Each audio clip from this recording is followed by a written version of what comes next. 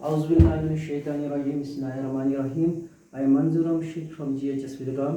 Today's our topic is spinal cord and functions of brain, which is class 10th and subject science. तो spinal cord जो है ये एक cylindrical structure है and it is mostly white in colour and it जो है it runs through the backbone of the human beings. और इसके अलावा तमाम जितने भी ऑर्गेनिजम्स हैं एनिमल्स हैं उनमें ये स्पाइनल कॉर्ड पाया जाता है और ये अटैच होता है एक तरफ से मेडुला के साथ। मेडुला जो ब्रेन का हिस्सा है, हाइंड ब्रेन जो है उसका एक हिस्सा है मेडुला, उसके साथ एक साइड ये अटैच होता है and it runs to the backbone. तो ये जो स्पाइनल कॉर्ड है ये सराउंडेड होता है बाय 3 मेम्ब्रेन्स और membranes they are called meninges.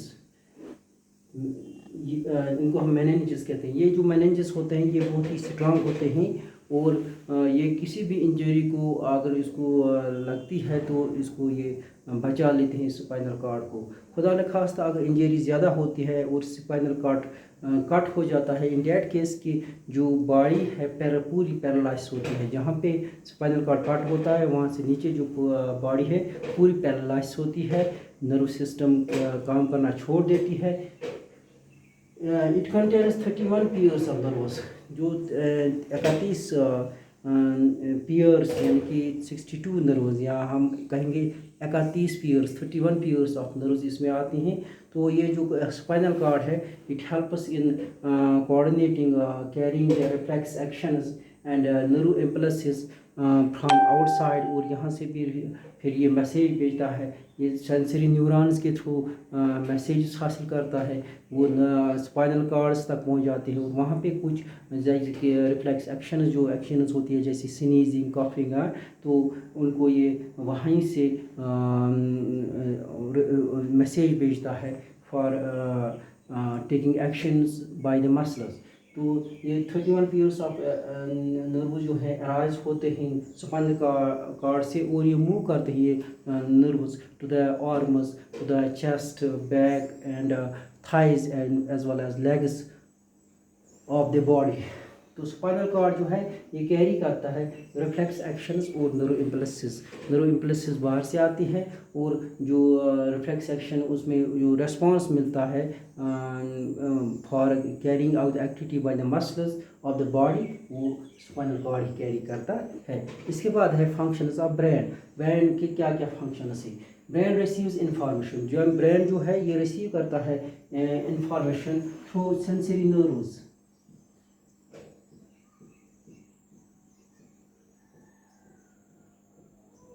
ये जो सेंसरी नर्व्स होते हैं ये सेंस ऑर्गन्स से अटैच होते हैं। सेंस ऑर्गन्स में एक किस्म की सेल्स होती है, ग्रुप ऑफ सेल्स होती हैं जिनको हम रिसेप्टर्स कहते हैं। वो रिसेप्टर्स जो ये स्टिमुलस हासिल करते हैं, ये स्टिमुलस वहाँ पे रिसेप्टर्स पर पहुँच जाए एक किस्म की एनर्जी होती है और ये चेंज होती है into the nerve impulse and that nerve impulse moves through the sensory nerves up to the brain और फिर ये ब्रेन तक पहुंच जाती है। ब्रेन इस मैसेज को रिसीव करती है एंड देन सेकंड पॉइंट क्या है, brain response to the impulses. जो नर्व इम्पल्स वहाँ से आ गई सेंसरी नर्व से उसको रेस्पॉन्स करता है, यानी कि उस मैसेज को पहले एनालिसिस करता है, एनालाइज करता है, उसके बाद डिसीजन बनाया जाता है और इसके बाद ही यहाँ से ब्रेन वापस भेजता है थ्रू मोटर न्यूरॉन्स।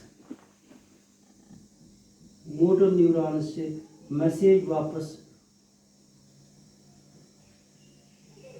भेजता है through motor response through impulses. This response ये जो ब्रेन है वापस इम्पल्स भेजता है, वापस इलेक्ट्रिक इम्पल्स भेजता है through a kind of neurons, they are called motor neurons. तो इसके बाद ये पहुंच जाता है, ये मोटर न्यूरॉन से जो निकलता है तो ये पहुंच जाता है अफेक्टर्स पर या अफेक्टर्स पर। एक किस्म की और सेल्स होती हैं जो मसल्स और ग्लैंड्स मोस्टली होते हैं, तो वो फिर रेस्पॉन्ड करते हैं accordingly to the message sent from the brain. Brain तीसरा point, brain produce appropriate response. ये जो ब्रेन होता है ये अप्रोप्रिएट रिस्पॉन्स प्रोड्यूस करता है, एक्यूरेट मैसेज का प्रोड्यूस करता है। It produces appropriate and accurate message only when in analyses the data, जो with in analyse the information, जो इंफॉर्मेशन है उसको एनालिसिस करता है, उसको क्लियर करता है, उसके बाद ये प्रिडिक्ट करता है, या उसके बाद ये अप्रोप्रिएट रिस्पॉन्स और एक्यूरेट रिस्पॉन्स भेजता है। ब्रेन कोऑर्डिनेट्स बॉडी एक्टिविटीज़, जो तमाम एक्टिविटीज़ जो हमारी बॉडी की होती हैं, चाहे हम चल रहे हों, चाहे हम बात कर रहे हों, चाहे हमारे इंटरनल ऑर्गन्स के काम की बात हो, चाहे हम एक्सटर्नल ऑर्गन्स की बात की बात हो, चाहे ब्रेन का खुद की का काम हो, यानी कि थिंकिंग या इसके अलावा कुछ और भी काम होते हैं ब्रेन के, तो मेमोरी पावर, तो इनको ये पूरी तरह से कोऑर्डिनेट करता है। ब्रेन जो है it is the centre of coordination of human beings और ये तमाम एक्टिविटीज़ को कोऑर्डिनेट करता है। They are coordinated with each other. Brain stores information, इसके अलावा जो इंफॉर्मेशन होती है, जो हम एक्सटर्नल डिवाइसेस से या आउटसाइड से जो हम इंफॉर्मेशन हासिल करते हैं वो स्टोर रहती है।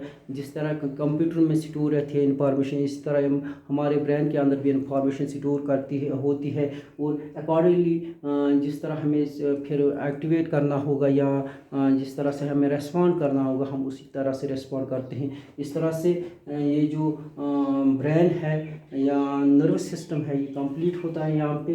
कल हम दूसरा टॉपिक पढ़ेंगे, hormones and their functions. With this I would like to end of this lecture.